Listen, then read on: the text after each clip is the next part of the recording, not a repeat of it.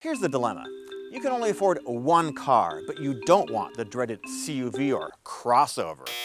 But like me, you enjoy driving cars, you like having fun, you want something that's light, sporty, nimble, but you need to go to Costco every Saturday morning for your mega run. Well, let's find out if this 2022 Honda Civic Hatchback fits the bill. For 2022, the Honda Civic sedan and this hatchback are almost completely new.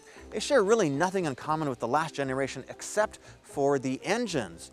And this one is fully loaded. This is the Sport Touring, and with the Sonic Gray paint, this comes in at just about $30,000. Honda gives you 4 different trim levels, and the EXL and the Sport Touring both get this 1.5-liter turbocharged engine, makes 180 horsepower and 177 pound-feet of torque. But I'm excited to check this out, so let's get on the road and go for a drive.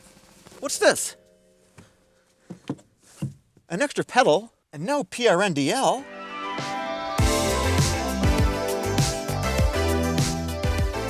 Traction control off. Let's see what this baby's got. Oh!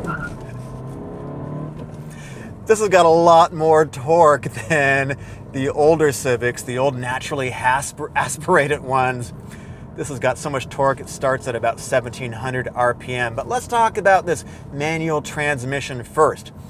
Oh yeah, if you are new to the manual transmission, you're gonna like this car. It is quite easy to drive. Let me find a spot here. We're just gonna stop for a second in the middle of the road. Here we go. All right, no one behind me, no one in front of me. So, clutch take up. It's very light, which is very good. And man, there was an M3 there that came out of that corner and it looked a little bit sketchy. I don't know if you saw that. So clutch take up, quite light.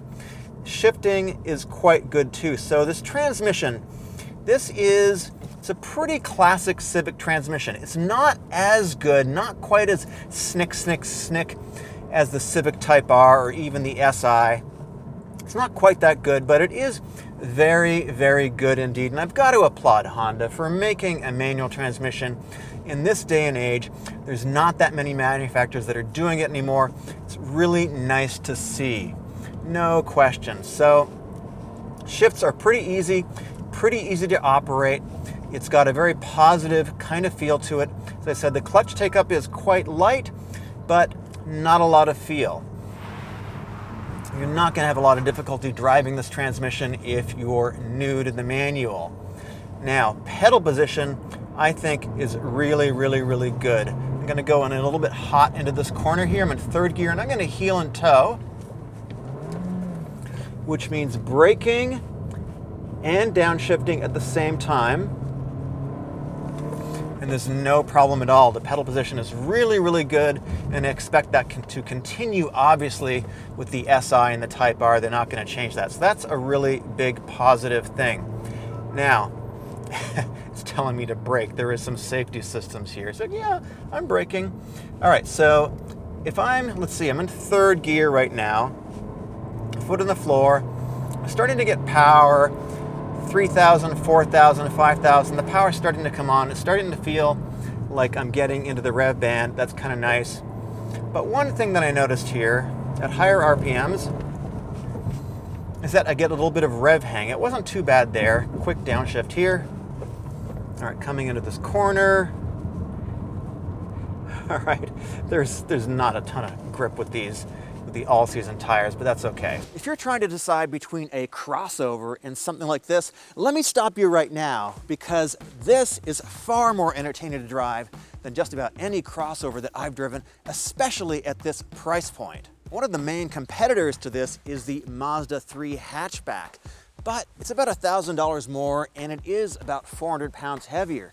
But the number one reason why you might want to consider this instead is this is way bigger. This has a ton of cargo space. In fact, this really crosses into the SUV territory. If you want to compare cargo space with the Honda Civic sedan versus this hatchback, there's actually almost no comparison. This has almost double the amount of cargo space. This has 24.5 cubic feet with the rear seat up versus 14.8. That's a lot. You want to know what else is crazy? Somehow, this is 5 inches shorter than the Honda Civic sedan, yet it has more cargo space. And somehow it actually looks longer. And I can't figure out why that is.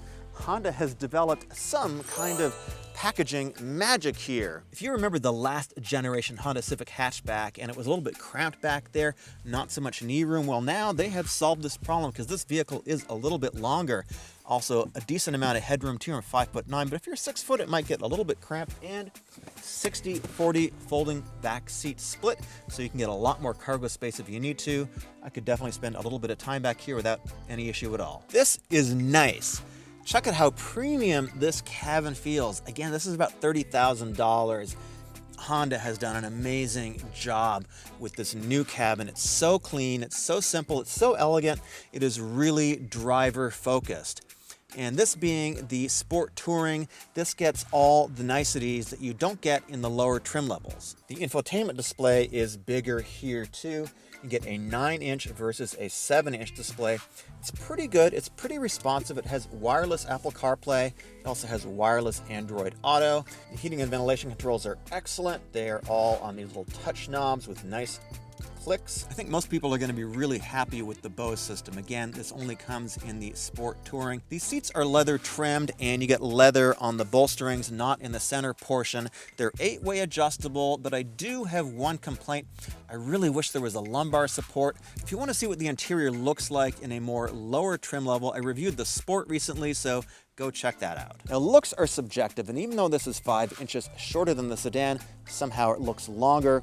With the Sport and the Sport Touring, you do get these 18-inch wheels.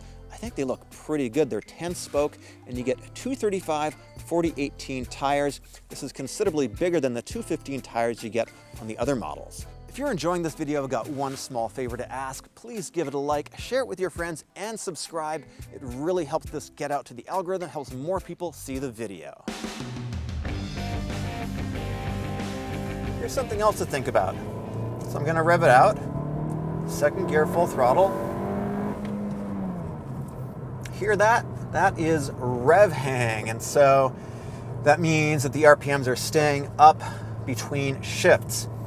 And it does make it a little bit more difficult to drive smoothly. Now, unfortunately, rev hang is just a consequence of emission standards that we get nowadays. It's not a deal breaker though. So the chassis is quite stiff in this car, so fundamentally, dynamically, it's very, very good. Every car has got some kind of compromise behind it. And so is this the ultimate canyon car? Not really. This is not an SI. This is fairly soft. It's fairly compliant. It's got a lot of body roll in corners. It's not stiffly sprung. It doesn't have huge anti-roll bars, but it's still entertaining to drive. This is not the one that I'm going to pick for the ultimate canyon carving car. But like I said before, everything is a little bit of a compromise. If you're going to move it to the SI or the Type R, you're definitely going to be compromising the ride quality. But this is very good. Fundamentally, I think this is a very, very good chassis. I really like it. Dynamically, it's very good. The feedback, the inputs are really, really quite good in here. So let's check out the braking. All right, the brakes are pretty good. I'm not going to complain about these. They're 11-inch rotors up front. Seem to be handling braking pretty well. And now it's time for the race flag segment. A little inspiration from Tom Volk. It's a way of summarizing what I think about a car. So let's start with the checkered flag. These are the clear winners. The interior, I think, is absolutely class leading. It's a simple, clean, elegant design. It's very driver focused. I think it's really best in class. The engine and transmission are very good here too. The engine is a lot of fun. And it's got a manual transmission, and it is a lot of fun to shift. Even though it's not the best that Honda has done, it is quite good. Also, the amount of cargo space is absolutely class leading here as well.